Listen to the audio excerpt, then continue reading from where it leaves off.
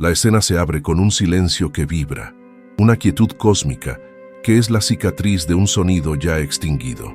No estamos en el espacio como lo conocemos, sino en una dimensión superior, la arquitectura misma de la eternidad. La cámara se desliza sobre un mar de cristal, cuya superficie refleja la luz inefable del trono de Dios a una distancia reverente. Alrededor, en constelaciones de poder y gloria, giran los tronos de las jerarquías angélicas, cada uno ocupado por un ser de fuego y obediencia, pero la cámara se detiene en uno, un trono exquisitamente tallado, forjado en zafiro y música congelada, ahora está ominosamente vacío. El polvo de estrellas, acumulado a través de eones incontables, cubre su superficie, y el aire a su alrededor se siente perpetuamente frío. Este era el asiento de Luzbel, el querubín protector, la obra maestra de la creación angélica. No vemos su caída, pero sentimos su consecuencia, un desgarro en la sinfonía del universo, una nota ausente cuya ausencia es un grito eterno, un susurro primordial. La memoria de una ambición parece emanar del propio trono vacante, una intención tan poderosa que aún deforma el tejido de la realidad. ¿Qué clase de orgullo puede concebirse en el corazón de la perfección absoluta? ¿Y qué juramento, susurrado en los recintos sagrados del cielo, pudo encender el primer fuego de la rebelión universal, un fuego cuyo humo aún nos ciega? Nos transportamos al final del siglo VIII a.C., una era de hierro, sangre y profecía. El polvo de Judea se levanta con el paso de caravanas temerosas y el retumbar distante de los ejércitos asirios y babilónicos. En medio de esta tensión geopolítica, el profeta Isaías, un hombre cuya alma es un pergamino donde Dios escribe con fuego, recibe una visión que sacude los cimientos de su entendimiento. La recibe no en un trance extático, sino con la claridad aterradora de la verdad. El imperio babilónico, un coloso de oro y arrogancia, se yergue como el poder dominante, y su rey, un arquetipo de todos los tiranos, se ha deificado en su propio corazón. Pero la orden de Dios a Isaías no es una simple advertencia, es un mashal, una sátira fúnebre, un lamento por la caída de un rey que aún respira y se deleita en su palacio de mármol. Mientras el profeta transcribe las palabras, siente que la pluma de caña adquiere el peso de una estrella. La profecía comienza a trascender al monarca terrenal. Las palabras que describen la soberbia del rey empiezan a brillar con una luz más antigua y terrible. Si deseas acompañarnos en este viaje para descifrar el código oculto en esta profecía, suscríbete para seguir esta búsqueda de la verdad. Isaías se da cuenta, con un escalofrío, que no es de este mundo, que no está escribiendo solamente sobre un hombre, está canalizando la autobiografía del primer rebelde del universo. En la teocracia celestial, las jerarquías son claras y absolutas.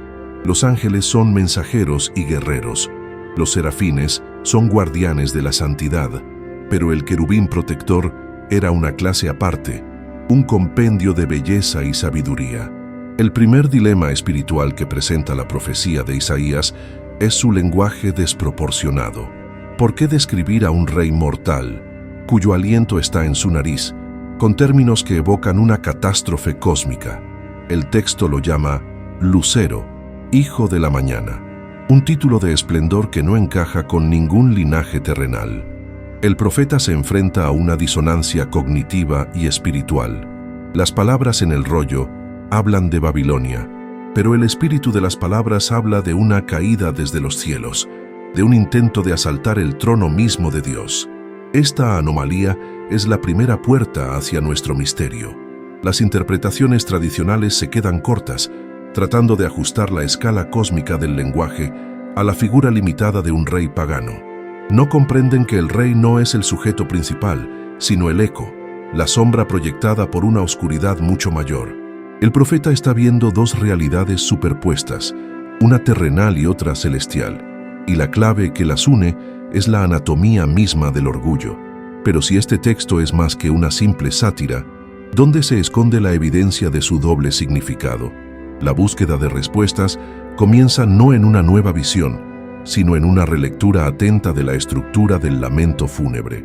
La primera pista crucial que nos guiará hacia la revelación de la identidad dual de esta profecía se encuentra en una secuencia específica, 5 declaraciones que forman una escalera de ambición. Este no es un arrebato de ira desordenada, es un plan de batalla, un protocolo de golpe de estado cósmico, articulado con una lógica fría y demencial. Las interpretaciones que limitan el pasaje a Nabucodonosor tropiezan con este obstáculo.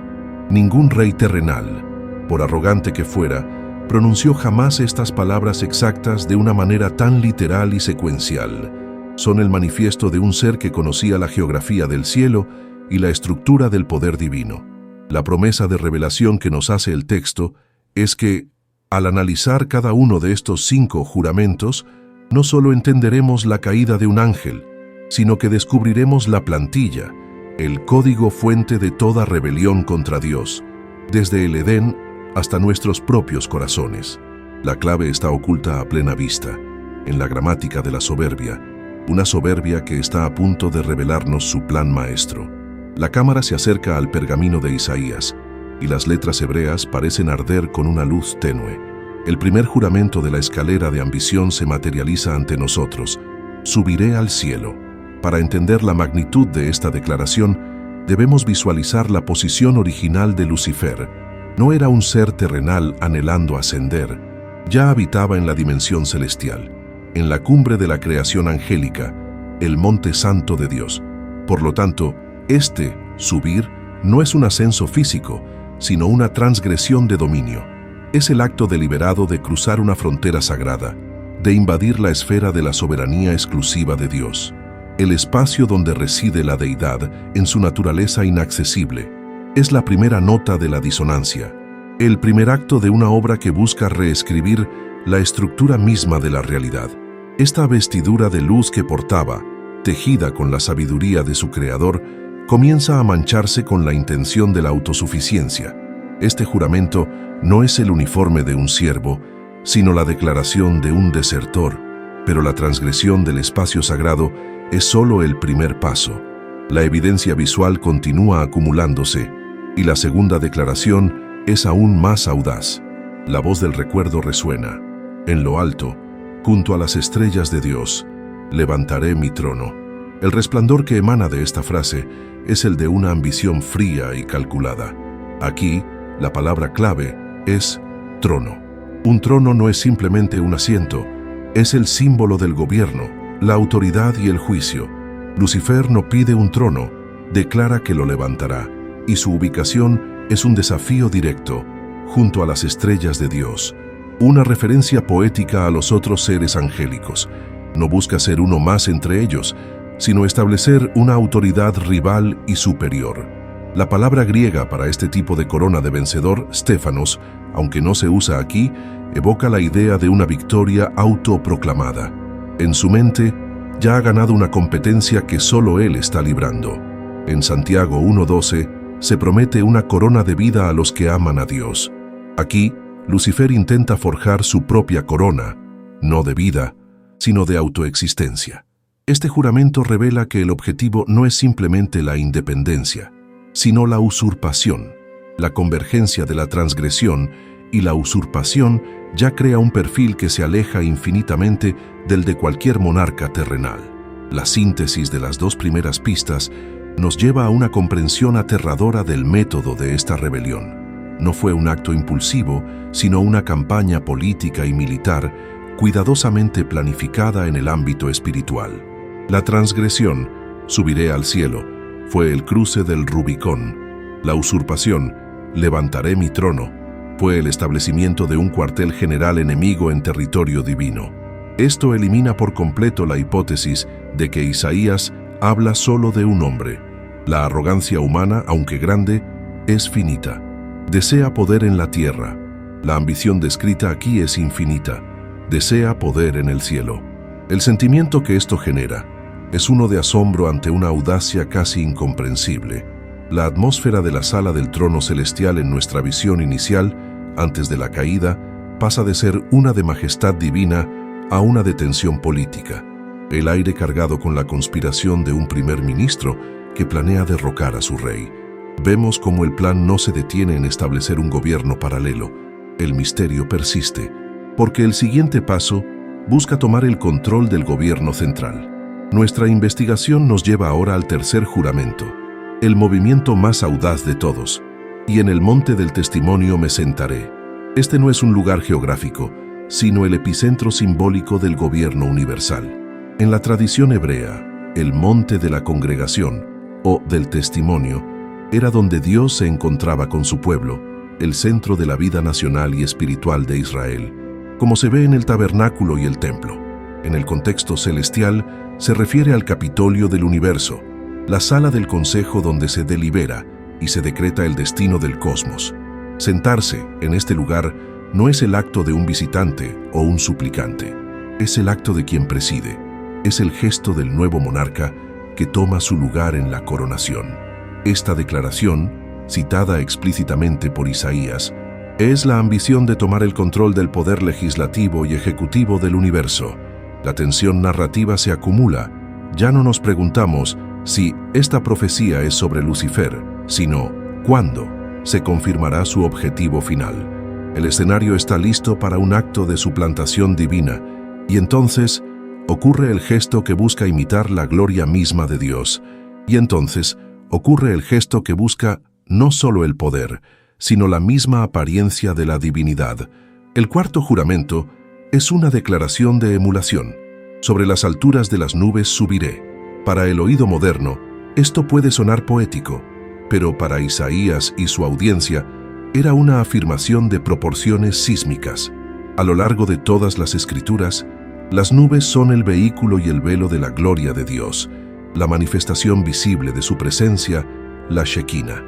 Cuando Dios descendió en el monte Sinaí, lo hizo en una nube densa. Cuando guió a Israel por el desierto, fue una columna de nube. En la transfiguración de Jesús, una nube de luz lo cubrió. La cámara enfoca este concepto.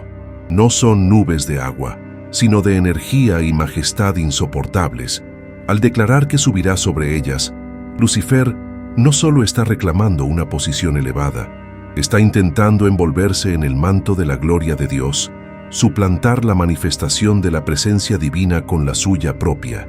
Quiere que, cuando el universo mire buscando a Dios, lo vea a Él. Es el reconocimiento de que el verdadero poder no reside solo en el trono, sino en la gloria que lo llena. Este acto es la pieza clave para entender el objetivo final. Este acto de querer apropiarse de la gloria de Dios revela la naturaleza más profunda de la rebelión. No se trata solo de poder, sino de adoración. La verdadera victoria, en la mente de Lucifer, no es simplemente gobernar, sino ser el centro de la atención y la reverencia del universo. Esta es una reflexión teológica profunda sobre la naturaleza del mal. No es la ausencia de bien, sino la perversión del mismo. El deseo de gloria es bueno, pero la gloria debe fluir hacia su fuente legítima.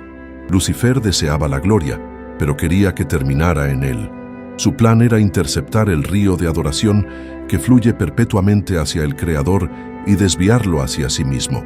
¿Qué opinas de esta interpretación de que el pecado fundamental es un cortocircuito en el flujo de la adoración? ¿Ves en este gesto la culminación de un viaje hacia el autoendiosamiento? La acción de Lucifer nos obliga a mirar más allá de la política celestial y a entrar en el ámbito de la ontología, del ser mismo.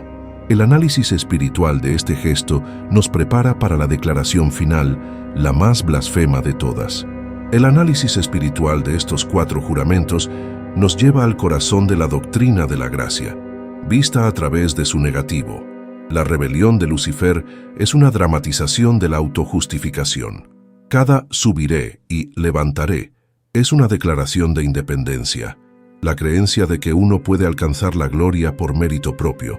En la tierra, la lucha de la fe es real, pero en el cielo se revela que incluso la fuerza para luchar es un don. El apóstol Pablo lo resume en 1 Corintios 4:7. ¿Qué tienes que no hayas recibido? Y si lo recibiste, ¿por qué te glorías como si no lo hubieras recibido?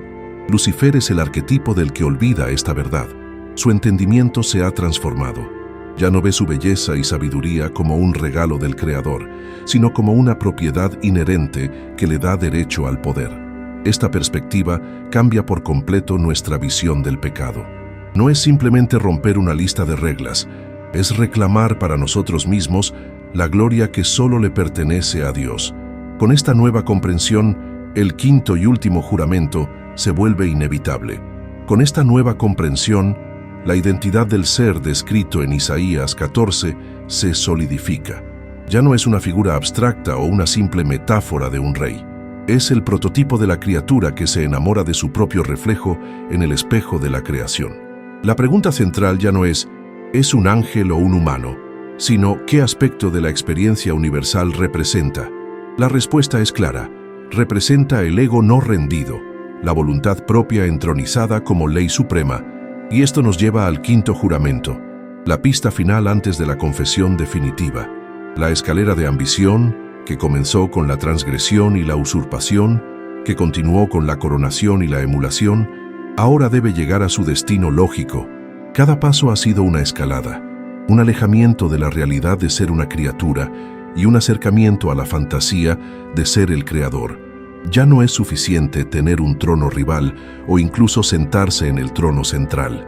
Ya no es suficiente imitar la gloria de Dios. La ambición final debe ser el objetivo que lo justifica todo. Esta revelación es asombrosa y nos prepara para la declaración más terrible que jamás se haya concebido. La conexión teológica de este simbolismo es que revela el pecado no como un acto, sino como una identidad alternativa. Lucifer no solo hizo algo malo, intentó ser alguien que no era. Este es el fundamento de toda la teología del pecado original. La humanidad, en el Edén, no fue tentada con un simple fruto, sino con la misma promesa que Lucifer se hizo a sí mismo: seréis como Dios. Los 5 juramentos son simplemente la versión expandida y detallada de esa tentación original. La sala del trono que vemos en la visión de Isaías no es solo un lugar de poder, sino un punto de convergencia de 2 voluntades: la voluntad de Dios de ser Dios y la voluntad de la criatura de suplantarlo. La unidad de la redención, por lo tanto, debe abordar este problema de identidad. No se trata solo de perdonar actos pecaminosos, sino de restaurar la identidad de la criatura como adoradora, no como el objeto de adoración. Este entendimiento ilumina el tema de la justicia divina de una manera nueva y profunda. Este entendimiento ilumina el tema de la justicia y la recompensa divinas. La pregunta existencial que flota sobre la historia es: ¿la soberbia tiene consecuencias? La respuesta visual de la visión de Isaías es un sí rotundo. Inmediatamente después de la enumeración de los 5 juramentos de ascenso, la profecía declara la sentencia de descenso: mas tú derribado eres hasta el Seol, a los lados del abismo. El contraste narrativo es deliberadamente sísmico. Por cada subiré, Dios decreta un serás abatido. La justicia divina se revela no como una ira arbitraria, sino como la restauración del equilibrio de la realidad. La soberbia es una burbuja de irrealidad, y la justicia de Dios es el alfiler que la pincha. En la tierra, la tiranía de Babilonia parece invencible. En el cielo, la realidad de su caída ya ha sido decretada. Este principio nos da una esperanza profunda. El universo tiene un sistema inmunológico moral, y la soberbia es el virus que finalmente será purgado.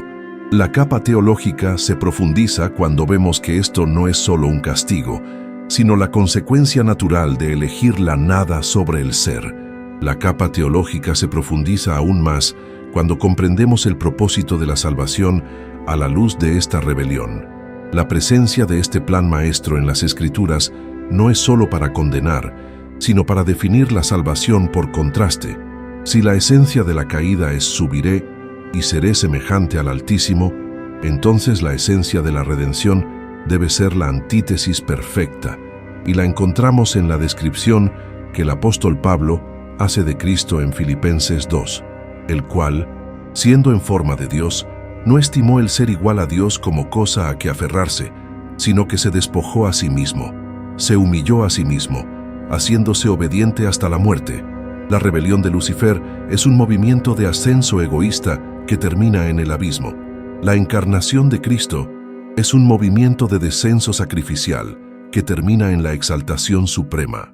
Los 5 yo subiré de Lucifer encuentran su respuesta divina en el «Hágase tu voluntad» de Cristo en Getsemaní.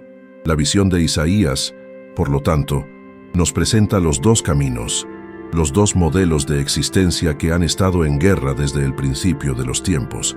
El círculo de tronos es el símbolo último de la autoridad legítima.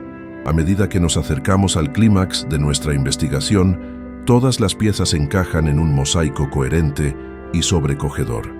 La evidencia es irrefutable. Las vestiduras de un lenguaje cósmico que no encajan en un rey mortal. Las coronas de una ambición que busca gobernar el cielo, no la tierra.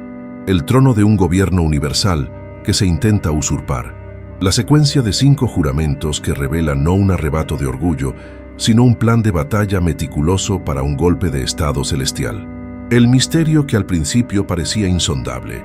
¿Por qué una profecía contra un rey terrenal suena como la caída de un ser celestial? Se disuelve. Ya no es una ambigüedad, sino una revelación deliberada. El rey de Babilonia no es una anomalía, sino un prototipo, un tráiler terrenal de una tragedia cósmica. La tensión ya no reside en la incertidumbre de la identidad, sino en la anticipación de entender el propósito final de Dios al revelarnos esto. La cámara se prepara para enfocar el corazón del profeta Isaías, mientras escribe bajo el peso de 2 mundos. La tensión ha llegado a su punto máximo. La tensión ha llegado a su punto máximo. El pergamino de Isaías está casi lleno, pero la revelación más importante aún está por desplegarse. Hemos descifrado el qué, la rebelión de Lucifer codificada en la caída de Babilonia. Hemos entendido el cómo, la escalera de 5 juramentos que define la anatomía de la soberbia. Pero ahora enfrentamos la pregunta más crucial, el por qué. ¿Por qué Dios le ordenaría a su profeta registrar con tanto detalle el manifiesto del enemigo? ¿Por qué inmortalizar en las Sagradas Escrituras la autobiografía del primer traidor? El silencio en la sala del trono celestial parece contener la respiración. El propósito no puede ser simplemente informativo. La economía divina no desperdicia palabras. Debe haber una razón redentora, una estrategia oculta en esta revelación. La intervención de la profecía en este momento de la historia de Israel no es una coincidencia, es un acto quirúrgico. El pueblo de Dios está a punto de ser exiliado a Babilonia, donde estarán inmersos en la manifestación más poderosa del espíritu de Lucifer en la tierra. Y el universo contiene la respiración, esperando que entendamos el plan secreto de Isaías. En el instante en que esta comprensión amanece en nuestra mente, la profecía de Isaías se transforma. Ya no es un lamento fúnebre por un enemigo caído, se convierte en un manual de campo para el soldado espiritual. La revelación principal es esta: el plan secreto de Isaías, o más bien, el plan de Dios a través de Isaías, era revelar el plan de Lucifer para inocular a la humanidad contra él. Es la estrategia divina de «conoce a tu enemigo». Al grabar el ADN espiritual de la soberbia, los 5 juramentos, en la memoria colectiva de su pueblo, Dios les estaba dando una herramienta de diagnóstico. Les estaba enseñando a reconocer el virus, no solo en la arrogancia de los imperios como Babilonia, sino, y más importante, en las rebeliones sutiles de sus propios corazones. La palabra clave que resuena como un trueno es tú que decías en tu corazón, subiré. La profecía se vuelve un espejo. Si esta verdad te ha impactado y te ha hecho ver la Escritura con nuevos ojos, comparte esta revelación. Esta es la confesión definitiva. Isaías 14 no es solo sobre Lucifer o Babilonia, es, en esencia, sobre nosotros. La reacción a esta revelación lo cambia todo.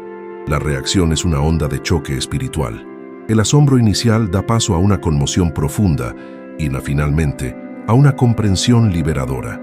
El significado de la historia humana se expande exponencialmente. Ya no es una serie de eventos políticos y sociales aleatorios. Es el escenario de un drama cósmico, una lucha perpetua entre 2 voluntades arquetípicas. La caída en el jardín del Edén no fue un simple acto de desobediencia por una fruta. Fue la humanidad siendo seducida para adoptar el manifiesto de Lucifer, para decir en su propio corazón, «Seré como Dios», reclamando la autonomía moral, el orgullo de Faraón, la locura de Nabucodonosor, la arrogancia de Roma. Cada imperio que se ha proclamado eterno y cada tirano que se ha deificado a sí mismo, no estaban siendo originales, estaban simplemente representando, en el teatro de la historia, el guión escrito antes de la fundación del mundo por el primer rebelde. La profecía de Isaías, por lo tanto, se cumple literalmente no solo en la caída de un rey, sino en el corazón de cada generación. Aniquila la idea de que nuestro pecado es un asunto privado y trivial. El impacto de esta verdad reconfigura por completo el paisaje de la fe. El sufrimiento y las pruebas adquieren un nuevo propósito. Cuando enfrentamos la tentación de la amargura, la autosuficiencia o el orgullo, no estamos librando una pequeña batalla personal. Estamos en la primera línea del conflicto más antiguo del universo. Cada acto de humildad, cada oración de sumisión que dice, hágase tu voluntad, es un golpe directo contra la rebelión original. Cada vez que elegimos el servicio sobre el dominio, la gratitud sobre la exigencia, estamos reescribiendo el final de la historia en la pequeña página de nuestra vida. Nuestra identidad ya no es la de meros pecadores perdonados, sino la de futuros reyes y sacerdotes en entrenamiento, aprendiendo a gobernar nuestros propios espíritus para poder reinar un día con Cristo.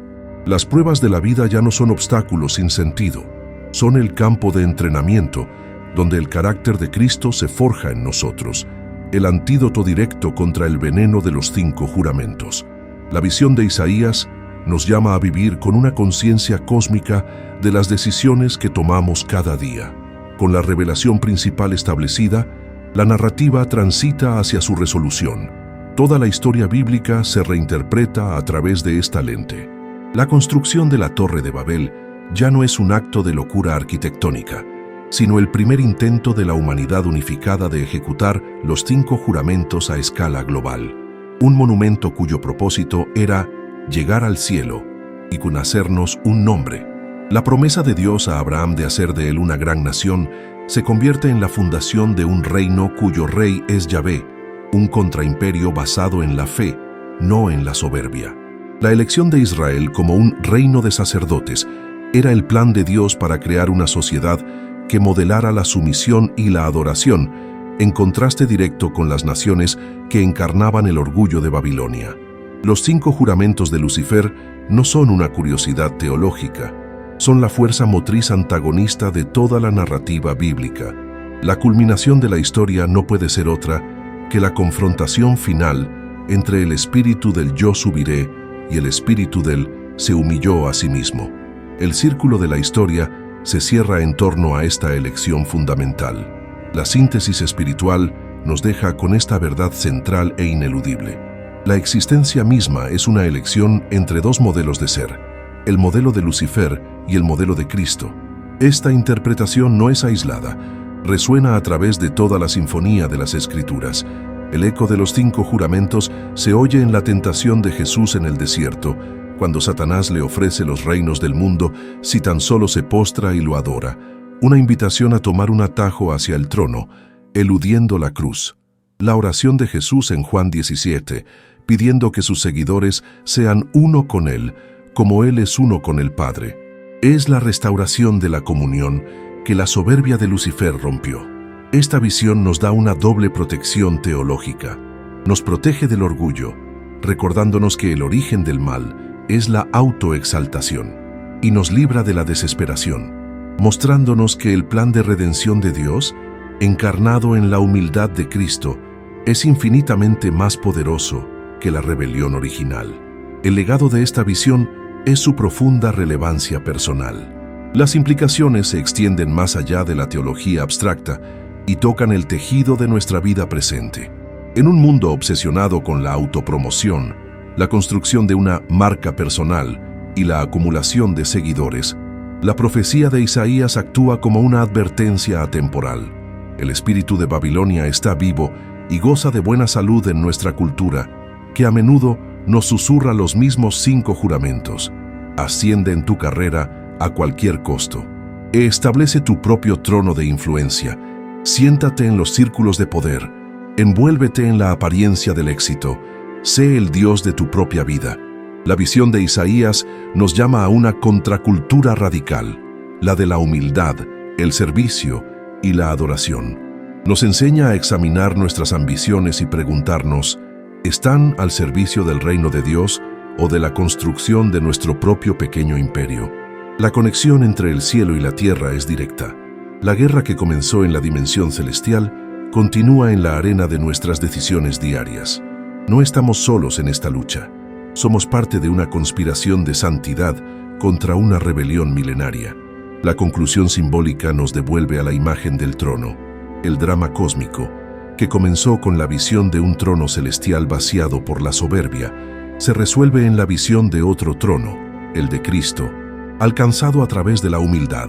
Pero la visión de Isaías también nos muestra el destino final del trono construido sobre la rebelión.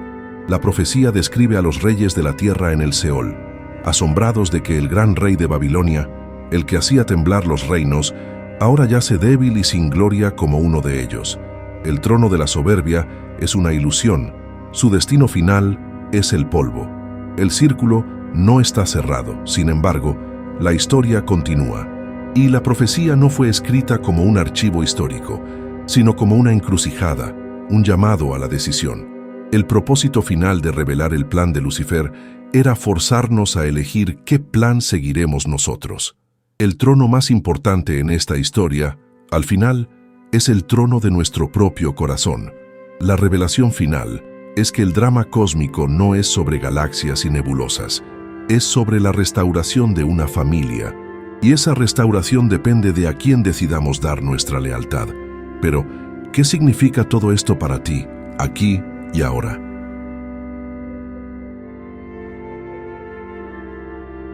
Pero, ¿qué significa esto para ti en el silencio de este momento? Cuando la pantalla se apague y las luces de la vida cotidiana se enciendan, significa que la figura de Lucifer en la profecía de Isaías no es un personaje de una leyenda distante. Es un espejo de una posibilidad que habita dentro de tu propio corazón. Y la figura de Cristo no es solo un ideal religioso, es el camino de salida, la cura para esa enfermedad primordial del alma. Hoy, en tus luchas, en tus dudas, en tu cansancio y en tus ambiciones, te encuentras en la misma encrucijada. Cada decisión que tomas es un voto. Cada vez que eliges la honestidad sobre la ventaja, el perdón sobre el rencor, el servicio sobre la autopromoción, estás desmantelando un pequeño trono de orgullo y construyendo un altar de adoración. Cada oración susurrada que dice, no mi voluntad, sino la tuya, es un acto de guerra contra la rebelión original, una declaración de lealtad en el conflicto más grande de todos. La visión de Isaías no es escapismo, es el combustible para la perseverancia. No fuimos creados simplemente para sobrevivir en un mundo caído. Fuimos creados para reinar en una nueva creación. Y el entrenamiento para ese reinado ocurre ahora, en la forma en que manejamos el poder, la influencia y las relaciones en esta vida. Imagina por un momento esa dimensión celestial, no en un futuro distante, sino como una realidad paralela a un paso de fe de distancia. Imagina esa guerra de voluntades. La primera estrella caída te ofrece un trono a cambio de tu alma. El verdadero rey te ofrece una cruz a cambio de tu libertad.